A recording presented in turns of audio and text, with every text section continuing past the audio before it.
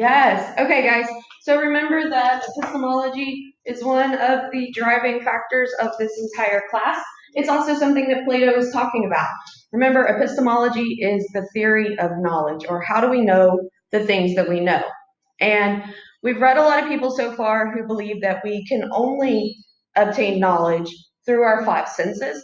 But Plato says that that's just not true, that there's something else. There are certain things in this world we can only experience through the use of logic. So things like justice. Oh yeah, I can't see that. We can see acts of justice being played out, but can you see the concept of justice? No. You have to use logic or reason to know that it actually exists. The same is true for goodness. So maybe we do something to help each other out. We see goodness play out in the world, but you can't actually see the concept of goodness. You have to use something else, this right here, Plato says, your logic, to understand that that is an act of goodness. He starts applying this to physical things, though, too.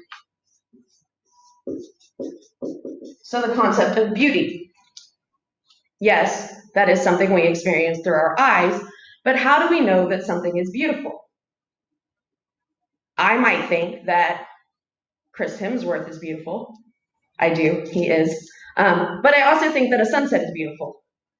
How is that possible? How can they both be that when they're two completely different things?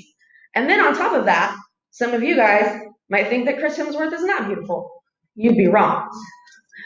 But you might think that. But we all have different concepts of this idea of beauty. So it's not just that we're seeing it, it's something more. And that something more is what Plato refers to as logic or reason. And that is how we actually obtain knowledge. And he applies this to even more physical, tangible things. So I want you guys to try to draw a circle. I'm going to try to draw a circle. It's actually not bad, but not a great circle. You can probably tell that I have a little lip here. Will one of you guys try to draw a circle? Sure.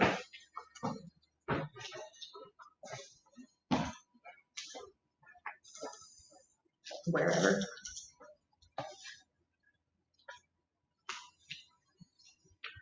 Oh, yours is worse than mine. No offense.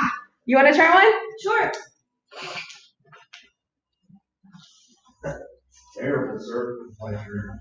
Thank you. Yeah.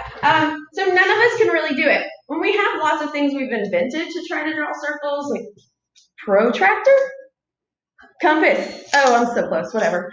Compass. A computer can help us try to draw a circle. But who can tell me what the definition of a circle is? It's the set of points equidistant from a center point. Right. So what that means is that every single point along this outside would be equal to this. Equal distance away from this, right? Obviously here is not equal distance, and here, and I'm not going to circle anymore on yours, sorry. And here, not equal distance.